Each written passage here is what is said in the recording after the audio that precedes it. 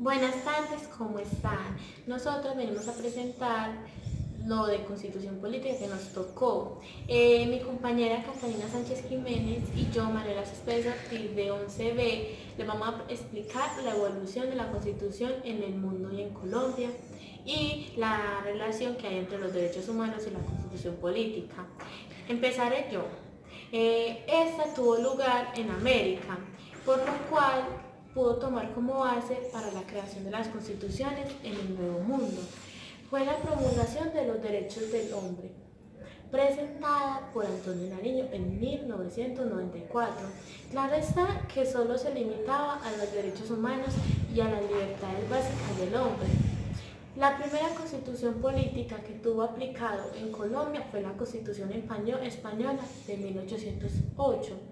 Entre los años siguientes, esta constitución no existió y ninguna otra que unificara al país. Por el contrario, existieron pequeñas constituciones o actas que se limitaban a cada provincia del Estado. Teniendo en cuenta que cada provincia tenía una ciudad en la cual se centraba la actividad política de la región,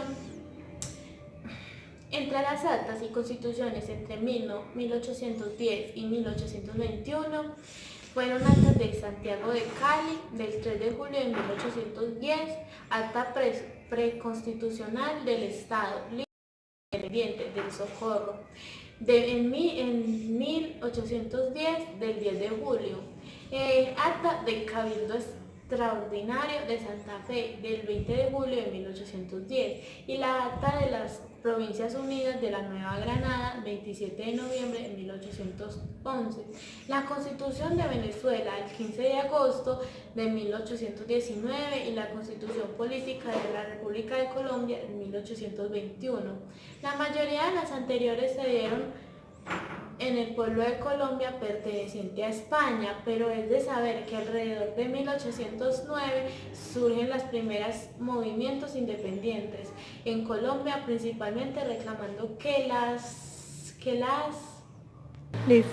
de las provincias de la corona española en América tuvieron igualdad en representación del rey, como la tenían las provincias de España peninsular.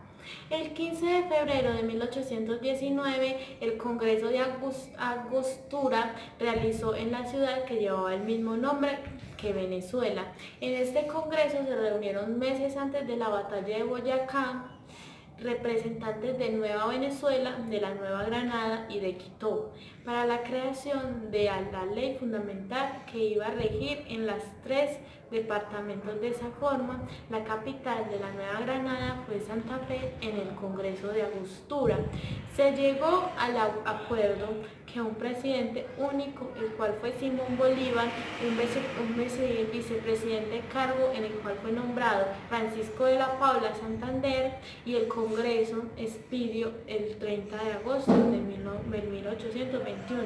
La Constitución de la Gran Colombia, esta Constitución reafirmada la Declaración de Independencia y establece un sistema de gobierno representativo y republicano, fundado sobre el respeto a los derechos y libertades fundamentales del individuo, tales como el derecho de propiedad, el derecho de asociación y la correspondencia a la libertad de comercio, reiterando el principio de igualdad y seguridad personal. Prácticamente la evolución de Colombia se dio en países tomando en cuenta las evoluciones le daban la evolución a otras. Bueno, yo voy a explicar la relación entre los derechos humanos y la Constitución política. Porque la Constitución política colombiana rectifica los derechos humanos como un bien que debe proteger. Recuerdas que dentro de una sociedad democrática y constitucional se respetan los derechos democrática y constitucional. Se respetan los derechos de los ciudadanos y la Corte Internacional de los Derechos Humanos velan porque los países cumplan con ese conjunto de leyes. Los derechos no generan gran cambio en la conciencia de los colombianos, por lo cual al entrar la Constitución tuvo un gran cambio, ya que los derechos dejaron de ser simples discursos. Las dos principales a nuestros juicios son la acción de tutela y la Corte Constitucional. Parecía extraño que bastara con sostener y acreditar la amenaza o violencia de un derecho fundamental establecido en la Constitución y no necesita mayores argumentos jurídicos para ganarla, a pesar de que en nuestros casos la Constitución vulnerable o amenaza.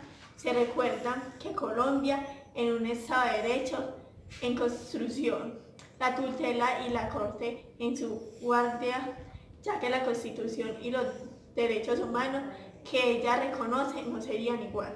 Si ella no existiera, prácticamente la relación que tienen estos dos fue que los derechos humanos no fueron tomados en serio hasta que llegó la Constitución política, la cual